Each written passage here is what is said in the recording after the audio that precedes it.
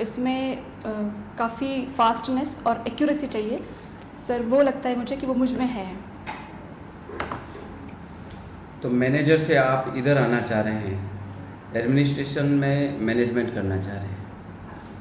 एक तरफ business setup है, कमर्शियल सीन है, एक तरफ सर्विस है। बिजनेस और सर्विस में से आप मैं जो समझ पा रहा हूँ, आप जिस चेयर पे अभी बैठे हैं तो सर्विस में जाना चाह रहे हैं। जी सर। ऐसा क्यों है? जी सर, सर्विस में जाना चाहती हूँ मैं, क्योंकि सर बैंकिंग सेक्टर में मैंने ये देखा है कि जो भी व्यक्ति आता है, अगर उसके पास कोई डॉक्यूमेंट्स है तो ही हम उसकी हेल्प कर सकते हैं। लेकिन एडमिनिस्ट्रेशन में कोई भी व्यक्ति जिसके पास कोई डॉक्यूमेंट नहीं है, हम उसकी हर तरीके से हेल्प कर सकते हैं। तो सर बैंक में हम एक चलते हुए व्यक्ति को ही दौड़ा सकते हैं, लेकिन एडमिनिस्ट्रेशन में हम एक रुके हुए थमे व्यक्ति को दौड़ा भी सकते हैं, चला भी सकते हैं और आगे तक बढ़ा सकते हैं। तो ये एक ही कारण है? सर मेजर कारण ये है। इसके अलावा सर एक अपेक्स सर्विसेज हैं, और ये एक जो समाज में मान सम्मान प्रतिष्ठा आरएस सर्विसेज देती हैं, वो और अन्य कोई सर्विस इतने लेवल तक नहीं देती है। और सर इसमें जॉब की डाइवर्सिटी है। आपको नहीं लगता कि आप यहाँ प्रशासन में आ जाओगे तो बैंक वालों के साथ आप अन्याय करोगे, एसबीआई के साथ में? क्योंकि आपने इतने साल की सर्विस की है और वहाँ पर आप रहे हो, उन्होंने आपको सैलरी पे की है। अब आप उनको छोड़ करके अपने स्वार्थों के कारण यहाँ आ रहे हो, तो उनके साथ तो अन्याय हो रहा है। सर माफ़ कीजिएगा, मुझे लगता है कि अगर मैं छोड़ के आऊँगी तो मेरे जैसे किसी और को आगे बढ़ने का मौका मिलेगा, और बैंक भी मुझे लगता है कि बहुत खुश होगा कि वो देखेगा कि उसका एम्प्लॉय और आगे निकल रहा है और एक बहुत अच्छी प्रतिष्ठित जॉब पे जा रहा है। तो मुझे लगता है कि सर बैंक भी इस मामले में बहुत खुश होगा। फिर तो आप प्रशासन को भी छोड़ के आगे चले जाओगे? नहीं सर, मुझे लगता है कि मेरा सेल्फ इस्टीम यहाँ आके सेटिस्फाइड हो जाएगा। यहाँ सेटिस्फाई हो जाएगा? जी सर। उसके कोई 3 कारण बताइए कि ऐसा क्यों होगा, और वह उस संदर्भ में होना चाहिए कि बैंक में नहीं हुआ। जी सर। सबसे पहला रीज़न जो ये है, वो यहाँ पे हम सर्विस के साथ साथ हम सोशल सर्विस करते हैं, वो हमारी जॉब का एक पार्ट है। और सर बैंक एक फाइनेंशियल सेक्टर तक ही लिमिटेड है, जबकि ये आरएस सर्विसेज कई वास्ट एरिया प्रोवाइड कराती है, कई सेक्टर में हम लोगों की हेल्प कर सकते हैं। और सर तीसरा ये है कि वहाँ बैंक में मैं एक लिमिटेड दायरे में ही देखती हूँ और लिमिटेड डॉक्यूमेंट्स होते तो ही मैं लोगों की हेल्प कर सकती हूँ, लेकिन यहाँ पे सर मैं बहुत तरीके से लोगों की हेल्प कर पाऊँगी। बैंकिंग से आपने ऐसा क्या सीख लिया है जो हमारे काम आएगा? जी सर, सबसे इम्पॉर्टेंट टीम स्पिरिट है।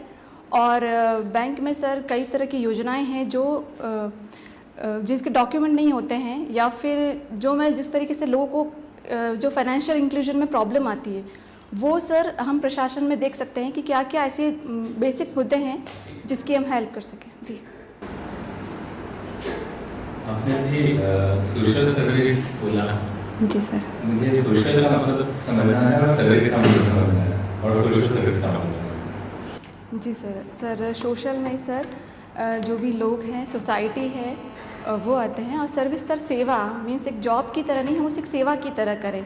जो भी हमें पॉलिसीज़ गवर्नमेंट इम्प्लीमेंट करने के लिए देती है, अगर हम उसका अक्षरशः और अच्छे से पालन करें, अच्छे से उसको इम्प्लीमेंट करने की कोशिश करें, तो वो सर अपने आप में एक सोशल सर्विस है। नहीं, सर्विस है वो। अभी आपने सर्विस बोला ना, सेवा। जी सर। और सोशल आपने बताया सोसाइटी से रिलेटेड है। सोसाइटी क्या होता है?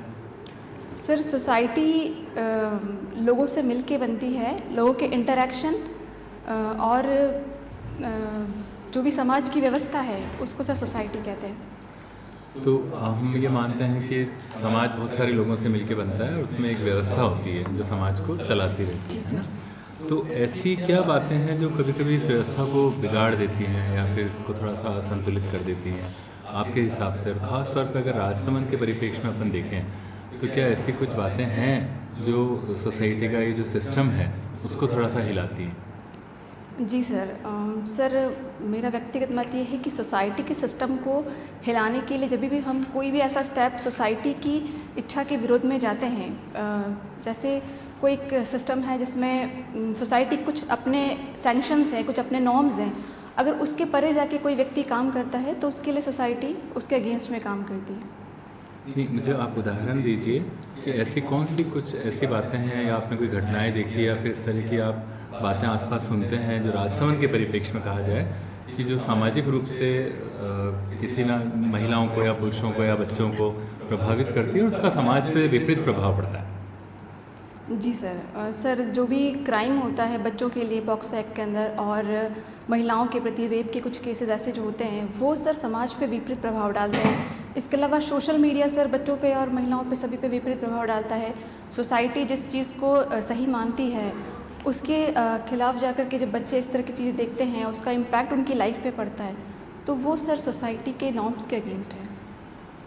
अच्छा, तो अभी सोशल मीडिया तो इन दिनों बहुत पॉपुलर हुआ, पर इससे पहले क्या बच्चों के साथ और महिलाओं के साथ इस तरह का दुर्व्यवहार नहीं होता था या कम होता था?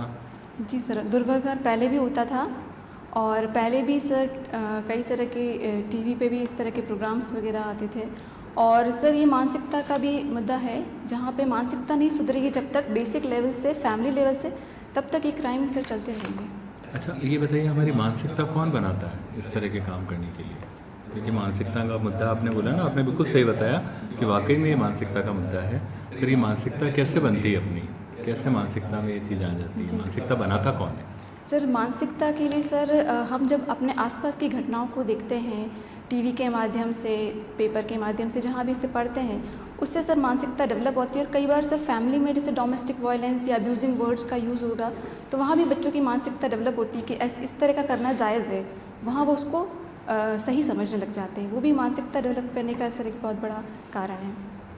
तो चलिए, ये जो आपने बताया टीवी वगैरह देखने वाली बात तो चलो अभी हुई टीवी आने के बाद में ना, मानसिकता तो बहुत पहले से भी बन गई थी। आपने एक बात तो बताइए कि पहले मानसिकता हमारी जो सबसे पहले बनती है वो परिवार से बननी शुरू होती है ना, फिर और क्या क्या चीज़ें हैं जो मानसिकता बनाती है? टीवी और सोशल मीडिया को छोड़ दो, परिवार को छोड़ दो, और कौन सी बातें हैं जो हमारी मानसिकता को डेवलप करती है? सर पीयर ग्रुप होता है और एजुकेशन को नहीं कहेंगे मानसिकता के लिए, मेनली सर आसपास का जो माहौल है वही मानसिकता डेवलप करता है। अच्छा, एजुकेशन क्यों नहीं है मानसिकता बनाने में? मीन्स सर नेगेटिव मानसिकता बनाने में नहीं है। हाँ, नेगेटिव और पॉजिटिव तो अपन बाद में तय करेंगे, पर मानसिकता बनाने में एजुकेशन का रोल है या नहीं? बिल्कुल है सर। है? आप मानते हैं इस बात को? अच्छा, अभी अपन सोशल मीडिया की जो बात करें तो उसमें एक नाम बहुत प्रचलित है आजकल, OTT। आपने सुना ना आजकल सब जगह, और कोरोना काल में तो एकदम हाइट पे आ गया ये नाम। इसका मतलब क्या होता है, अगर आप इसका फुल फॉर्म बता सकें, और इसका प्रभाव क्या पड़ रहा है? आप क्या समझते हैं OTT के बारे में? वो बंद होना चाहिए, चलना चाहिए, उसके कुछ फ़ायदे या नुकसान बताइए। सर OTT का मतलब है ओवर द टॉप प्लेटफॉर्म, और इसमें सर सर्फिंग और इंटरनेट के माध्यम से जो भी डिजिटल मीडिया है वो सब उस पर प्रोवाइड होता है। फिल्म्स और जो भी कंटेंट है वो सब उस पर दिखाया जाता है। जैसे अमेज़न, नेटफ्लिक्स, ये सब OTT प्लेटफॉर्म्स हैं। और अभी गवर्नमेंट ने इसके खिलाफ एक रेगुलेशन भी लेकर आई है गवर्नमेंट, इथिकल कोड, जिसमें सर सेल्फ रेगुलेटरी बनाया है OTT प्लेटफॉर्म्स को कि वो खुद से रेगुलेट करे जो भी कंटेंट है, उसको 5 पार्ट में डिवाइड करने की बात की है, जिसमें ऐसा कंटेंट जो हर कोई देख सके, बच्चे परिवार के साथ में, वो यूनिवर्सल कंटेंट में आएगा, और एक कंटेंट जो सिर्फ एडल्ट देख सकते हैं वो एडल्ट कंटेंट में आएगा। इसके अलावा सर UA 7+, UA 13+ और UA 16+ में डिवाइड किया है। और जो भी UA 13+ के ऊपर का जो कंटेंट है वो सिर्फ पेरेंटल लॉक से ही चालू होगा, मीन्स उस पर पेरेंटल लॉक सिस्टम होगा और बच्चे उसे तभी देख पाए जब पेरेंट्स उसको अनलॉक करें। इसके माध्यम से सर ये होगा कि जो भी नेगेटिव कंटेंट या ऐसा कंटेंट जो बच्चों को देखने लायक नहीं है वो सिर्फ वही लोग देख पाएंगे। और इसके लिए सर ग्रीवेंस रिड्रेसल मैकेनिज़्म भी डेवलप किया है गवर्नमेंट ने, कि अगर हमें लगता है कि कोई कंटेंट ऐसा है जो किसी के देखने लायक नहीं है या उसमें कोई नेगेटिव है तो हम कंप्लेंट उस पर दायर कर सकते हैं। और उसका सब प्रोसेस है पूरा, जिसमें एक ऑफिसर OTT प्लेटफॉर्म खुद नियुक्त करेगा, वो इंडिया के अंदर ही होना चाहिए। सेकेंड स्टेप पे कोई भी सुप्रीम कोर्ट या हाई कोर्ट का बहुत बढ़िया, आपने इसके बारे में बहुत पढ़ाई कर रखी है।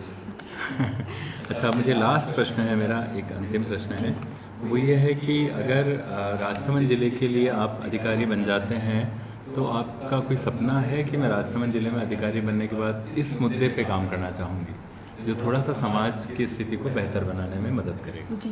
तो किस मुद्दे पे आप काम करना चाहेंगे और कैसे करना चाहेंगे? सर मैं गर्ल एजुकेशन पे काम करना चाहूँगी, क्योंकि मैं राजसमंद की हूँ। मुझे यहाँ लगता है कि हायर एजुकेशन के लिए उतने अच्छे इंस्टीट्यूट्स गर्ल्स के लिए नहीं है। मुझे भी अपनी पढ़ाई के लिए बाहर जाना पड़ा, और मैं चाहूँगी कि यहाँ की महिलाओं को दूर नहीं जाना पड़े, क्योंकि यहाँ पर ट्राइबल एरिया है, महिलाएँ बाहर नहीं जा सकती हैं। तो सर मेरा मेन काम मैं इसी डायरेक्शन में करना चाहूँगी। Thank you sir. आप बैंक से हैं? जी मैम। तो बहुत विविधता है, बायोटेक, और गोल्ड मेडलिस्ट हुई हैं आप। जी अभी थोड़े दिन पहले शायद मंडे और ट्यूसडे को बैंक में हड़ताल हुई जी SBI में। जी क्या रीज़न?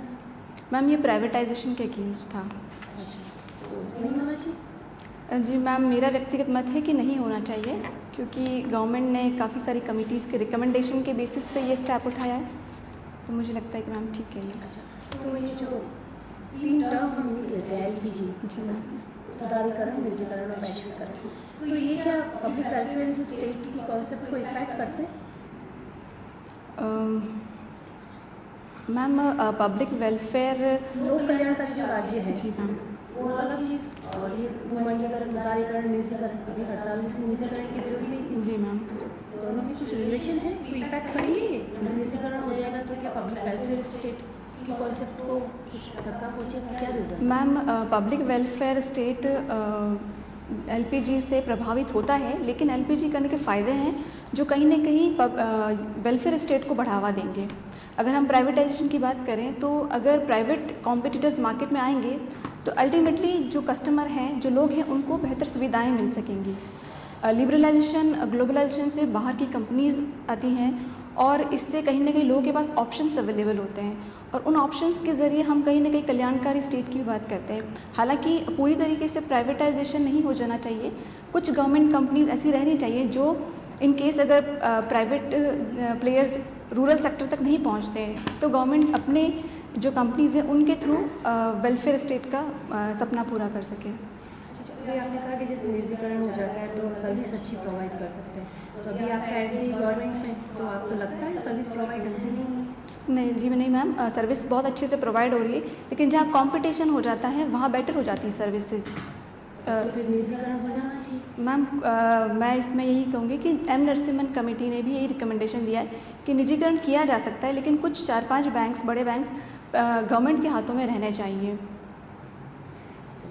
अच्छा, आपने सोशोलॉजी में MA किया है और ट्राइबल बेल्ट है लगभग जयपुर का भी कुछ एरिया, राजसमंद का भी कुंभल।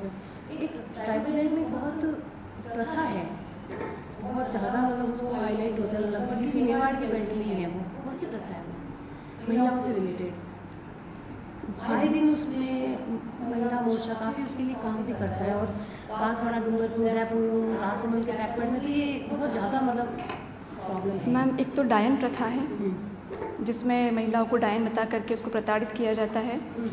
इसके अलावा मैम धीज प्रथा है, जिसमें कुछ भी ऐसा लगता है तो कोयले से जलती आँख से उनको दागा जाता है। इसके अलावा मैम नाता प्रथा है, जिसमें महिलाएं बेच दी जाती हैं पैसे के उसमें। मैम, ये कुछ मेजर प्रॉब्लम्स है जो ट्राइबल बेल्ट में हम देखने को मिलती अभी है। नाता प्रथा पे बहुत बड़े रिसर्च भी हुए हैं, काफ़ी PhD भी हुई है यूनिवर्सिटी में, तो आपके हिसाब से क्या नाता प्रथा सही है या नहीं होनी चाहिए? मैम, नाता प्रथा का बेसिक जो कंसेप्ट था वो ये है कि महिला अपनी पसंद से कहीं जा सके और उसके बदले में उसे पैसा मिल सके, महिला को के सम्मान की बात है। लेकिन मैम कई जगह हमने देखा है कि पेरेंट्स उनको बेचने लग गए हैं सिर्फ पैसे के लिए, तो मैम ये गलत है। फिर इसमें इसके अगेंस्ट स्टेप उठाने जाने चाहिए। एक लास्ट क्वेश्चन है, आपके एड्रेस में गिरिराजपुरा लिखा हुआ है जी क्या है गिरिराजपुरा? और गिरिराज काफ़ी प्रश्न से रिलेटेड है जी और ये शायद यूपी में भी जगह जी। है, इसके बारे में बताएं। मैम, गिरिराज पर्वत गोवर्धन पर्वत का ही नाम है, और मथुरा वृंदावन में गिरिराज पर्वत है, जिसे श्री कृष्ण भगवान ने अपनी छोटी उंगली पे उठाया था जब इंद्र के प्रकोप से गाँव को बचाने के लिए। और वैसा मैम क्योंकि श्रीनाथ जी वृंदावन से ही पधारे हैं तो उनका धाम है, इसीलिए एक जो पहाड़ है उसका नाम गिरिराज पर्वत है, और वो गिरिराज पर्वत के वहीं मेरा घर है, इसीलिए मैं उसे गिरिराजपुरा कहा गया है। एक लास्ट की एक नाथद्वारा में वो लगाते हैं, वो जैसे द्वारकाधीश में भी लगाते हैं नाथद्वारा, आती है वो दर्शन करने जाते हैं तब सब बोलते हैं एक साथ बोलो हाँ, गिरिराज धरण की जय। क्या बोलते हैं? आती है आपको? मैम, गिरिराज धरण की जय बोलते हैं, और हुक हुक लटके पूछड़ी के प्यारे ऐसे बोलते हैं। आता है वो मतलब बोल? जी मैम।